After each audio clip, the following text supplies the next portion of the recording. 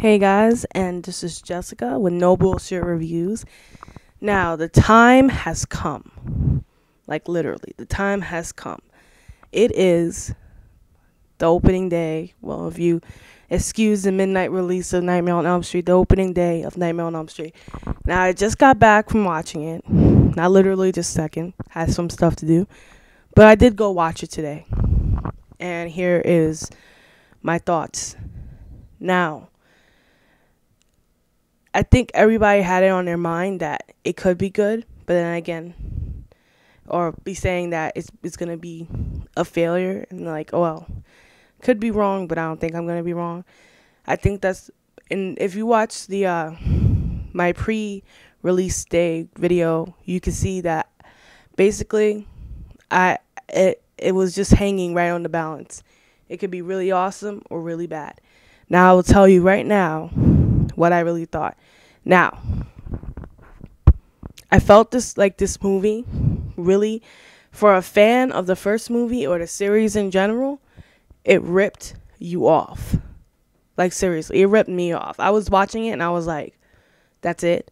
Really? That's it?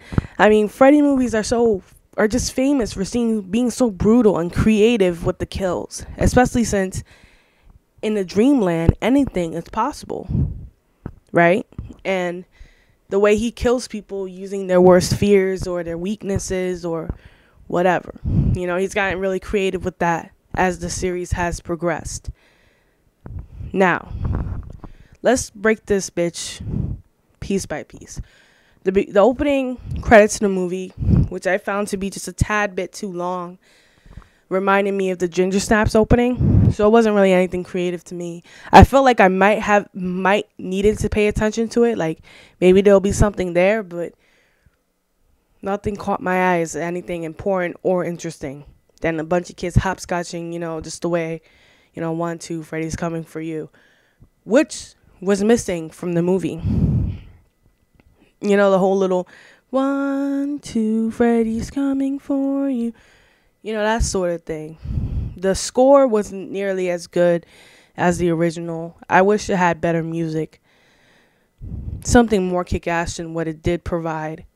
Except for when Nancy actually says, 1, 2, whatever. It was kind of missing. It was there a little bit, but it was really missing. And I feel like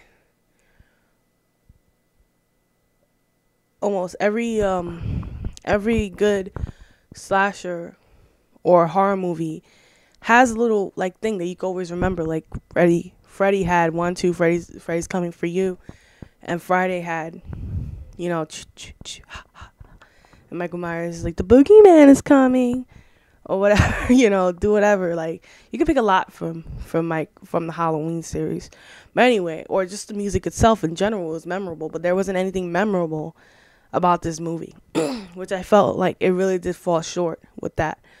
Now, putting that bullshit aside, now the beginning, as I already told some of my friends, I knew it was going to be Springwood Diner, because it didn't seem like that guy was going to last long.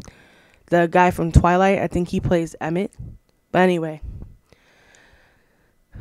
the kills in this movie are incredibly disappointing. I wish I had a bootleg copy that I could just show you. I mean, it seemed like it got way too intense way too quickly.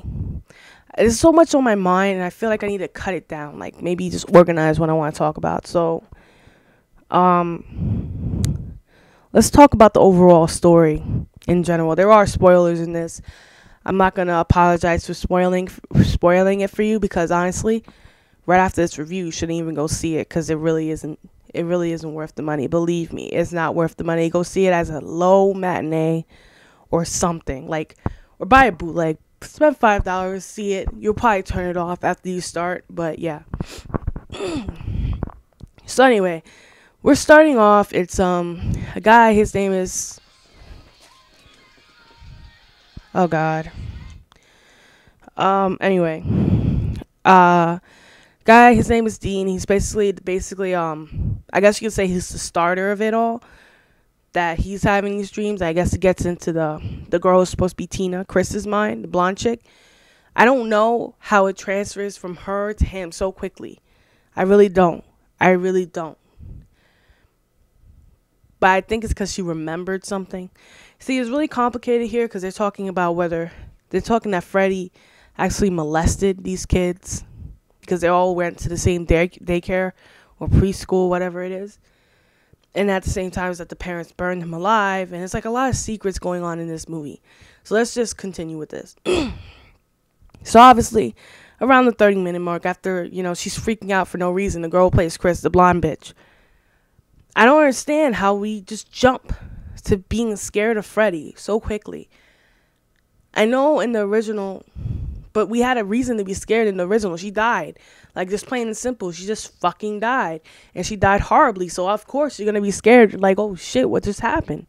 But in this movie, it really didn't give you a scare factor. It didn't seem like it needed to be rated R. And everybody was just overacting.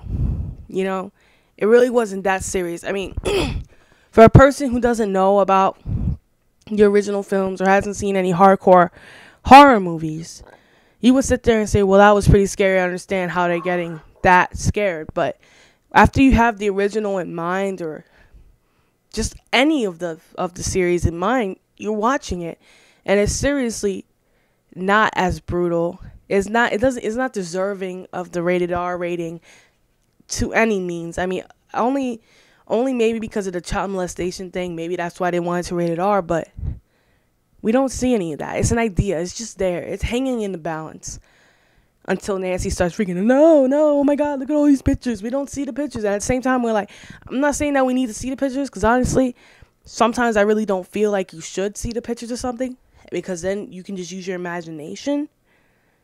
But at the same time, we didn't get enough oomph, of Freddy to know how evil this guy might be. Because throughout the whole movie, we're just thrown around. Because there's a point in the movie where we think that he just might, they try to make us think that he didn't do anything. But in your mind, you're like, well, come on, Freddy. We know you did something, The relationships between the characters, they're okay. But at the same time, I'm saying everybody's overacting. Everybody is just, I feel like we jumped into the middle of the movie since the beginning. There was no beginning to this film.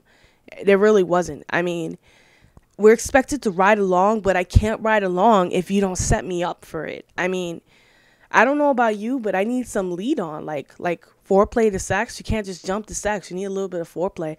That sort of thing. Like you need foreplay. You need to go, make me scared, make me wonder what's happening. But it didn't happen in this movie. It was just jump along, let's watch Freddy kill people, and the kills weren't great. I mean, the arm through the guy, I saw that coming. What kind of kill was that? Just a plain slash, no tits in this movie. I usually do not complain about tits, not being in the movie, being a woman and all, and not being a lesbian, but God, if you're going to do the bathroom scene, we got to see Heather Landingham's tits, and it was 1984, I believe. But we can't see this bitch tits. We can't see the whole scene come up with her in the water and grabbing that famous scene. It's like they do half a scenes. They half-ass a scene. We all, as horror fans, we love that scene of Tina because it was so hard. Like, you felt it. It was gut-wrenching.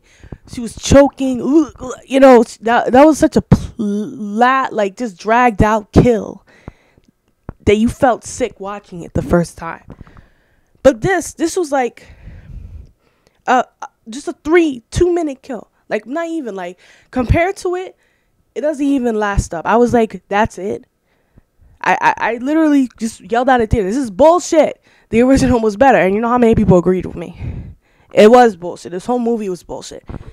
But there was a saving grace to the movie, and that is the end. Not the ending itself, but it got better towards the end. And Jackie Earle Haley. Now, I'm going to discuss that in the second part of this, because obviously I can't go on over 10 minutes.